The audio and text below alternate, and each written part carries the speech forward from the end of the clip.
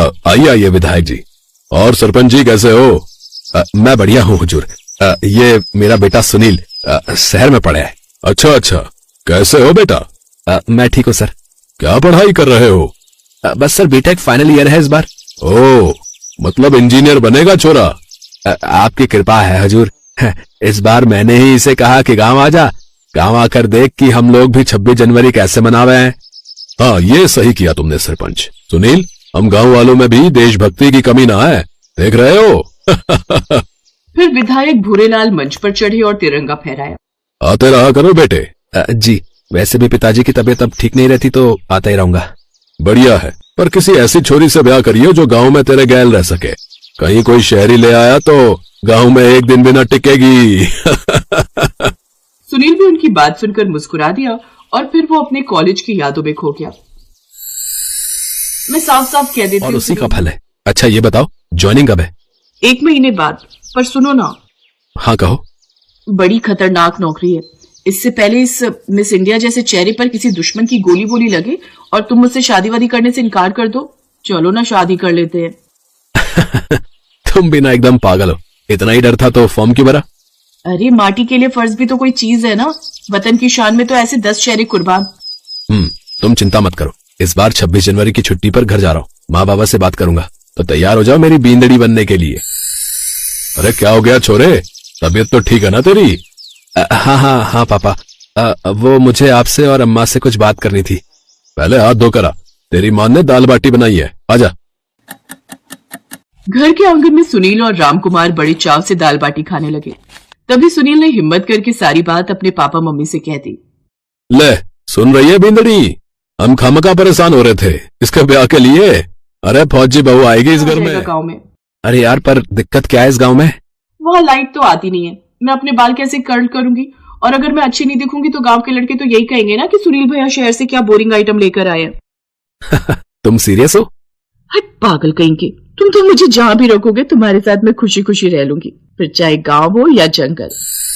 कुछ भी कहो, विधायक जी देवता समान आदमी है। अरे पता है, इतना पैसा है इनके पास, फिर भी घमंड नहीं है इनमें 1 रुपया का भी। न जाने कितने गरीब लड़कों को अपनी गौशाला में नौकरी पर रखा है इन्होंने। और पता है, अरे कहाँ खो गया बेटा?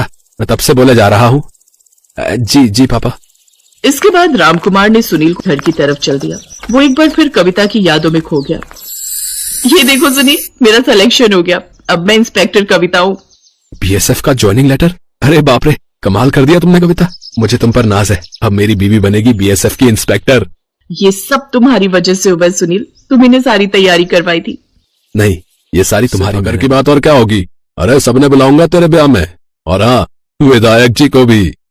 रामकुमार और उसकी पत्नी बहुत खुश थे और फिर कुछ ही दिनों में सुनील और कविता की शादी धूमधाम से हो गई। शादी में विधायक भूरेलाल भी आए। वाह भाई छोरे, तूने तो कमाल कर दिया। अरे इस गांव में पहली बार फौजी बहू आई है, इंस्पेक्टर कविता। सरपंच जी, अब की बार 26 जनवरी पर फौजी बहू ही गांव में तिरंगा फहराएगी। जैसा आप कहें हुकुम।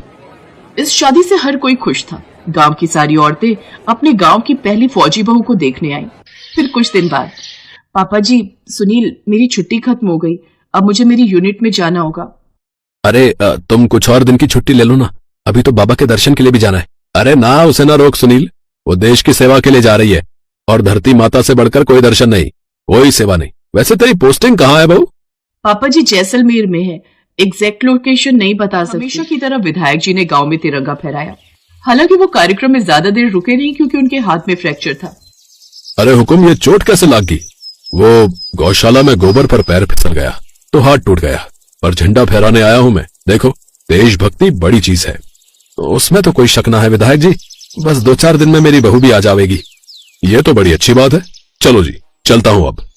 2-4 दिन क्या, पूरे 10 दिन बीत गए पर कविता घर नहीं आई। अब सुनील और रामकुमार को उसकी चिंता सताने लगी। वो बीएसएफ के हेडक्वार्टर पहुंचे, जहां मौजूद कमांडेंट सूर्य कुमार को उन्होंने सारी बात बताई और कविता का खत भी दिखाया। What? Are you sure? क्या हुआ सर? कहाँ है मेरी कविता? देखिए, आई एम सॉरी, पर मुझे पता लगा है कि इंस्पेक्टर कविता छुट्टी पर जा ही नहीं पाई। उसकी पोस्ट के पास कुछ आतंकी सीमा पार करने की कोशिश कर रहे थे। दोनों तरफ से फायरिंग हुई और कविता उसी के बाद से लापता है। हमारी टीम उसे ढूंढ रही है। जैसे ही कुछ पता चलेगा हम आपको सबसे पहले बताएंगे। कविता के लापता होने हाँ जानता हूँ, चिंता मत कर। तू बस अपना ख्याल रखना। और सुन, अगर दुश्मन से मुलाकात हो जाए तो राजपूत की बहू की तरह लड़ियो, 10-20 को तो ढेर करके ही आना, ठीक है? ठीक है पापा जी। 2 दिन बाद कविता ने अपने सास ससुर के पैर छुए और बॉर्डर के लिए निकल गई। इसी तरह पूरा साल गुजर गया। फिर एक दिन उसने सुनील को चिट्ठी लिखी। मम्मी पापा जी को प्रणाम। मैं यहाँ ठीक हूँ, यहाँ करने को कुछ ज्यादा है नहीं। हमारी पोस्ट से 150 मीटर की दूरी पर दुश्मन की पोस्ट है, पर ना वो कुछ करते हैं और ना हमें कुछ करने का मौका मिलता है। सब बारी बारी से छुट्टी जाते हैं और अब मेरी छुट्टी भी मंजूर हो गई है, तो मैं अगले महीने घर आ रही हूँ 26 जनवरी के बाद। वो थोड़ा 26 जनवरी को लेकर मामला सेंसिटिव रहता है ना, इसलिए। अच्छा, अब बंद करती हूँ, पर जब आऊंगी तो पूरा 1 महीना रहूंगी आप लोगों के साथ। कविता का खत पढ़ने के बाद सुनील और उसका परिवार बेसब्री से उसका इंतजार कर रहे थे। 26 जनवरी भी आ गई। गौशाला में काम कराने के बहाने यहाँ रखता था और फिर उन्हें हथियार देकर देश में अलग अलग जगहों पर हमले करवाने भेजता था। 3 साल पहले भी जब ये आतंकियों को चुपचाप सीमा पार करवा रहा था, तब इंस्पेक्टर कविता ने इसे देख लिया। उसकी टीम ने सारे आतंकियों को मार गिराया और एक गोली इस गद्दार के हाथ में भी लगी, लेकिन एक ग्रेनेड के धमाके की वजह से कविता खाई में गिर गई। वो एक सिविल अस्पताल में 3 साल तक कोमा में रही, लेकिन अब वो शेरनी वापस लौट आई है और उसी ने इस भूरेलाल की सारी पोल पट्टी खोल दी है। भूरेलाल, अब तो बचेगा नहीं। अगले ही पल बीएसएफ की गाड़ी से लंगड़ाते हुए कविता बाहर निकली। हर किसी को अपनी फौजी बहू पर गर्व हो रहा था। उनकी आंखों में गर्व था और उनके पीछे शान से कुमार और सुनील पर पहाड़ टूट पड़ा। आंखों में आंसू लिए वो दोनों अपने गांव वापस लौट आए। हुकुम, बीएसएफ वाले कविता को ढूंढ रहे हैं, पर आप तो विधायक हैं, सरकार से कहलवा कर कुछ देखो ना हुकुम, न जाने हमारी बच्ची कहाँ है। अरे चिंता मत करो आप सरपंच जी, मैं जी जान लगा दूंगा। इसी तरह 3 साल बीत गए पर कविता का कुछ पता नहीं चला। अब तो सुनील और रामकुमार ने भी मान लिया था कि कविता देश के नाम पर शहीद हो गई। 26 जनवरी एक बार फिर आ गई थी। विधायक भूरेलाल गांव में तिरंगा फहराने आए। हमारी फौजी बहू ने गांव का नाम रोशन किया है, उसकी शहादत ने गांव का नाम और ऊंचा कर दिया। बोलो इंस्पेक्टर कविता अमर रहे। जैसे विधायक ने ये नारा लगाया, वहां बीएसएफ की गाड़ियां पहुंची। उसमें से कमांडेंट सूर्य कुमार निकले, जिनके साथ और भी कमांडोज थे। इंस्पेक्टर कविता अमर रहे नहीं भूरेलाल, इंस्पेक्टर कविता जिंदाबाद बोल। गांव वालों, ये विधायक नहीं बल्कि दुश्मनों का वफादार है। ये आतंकियों को सीमा पार करा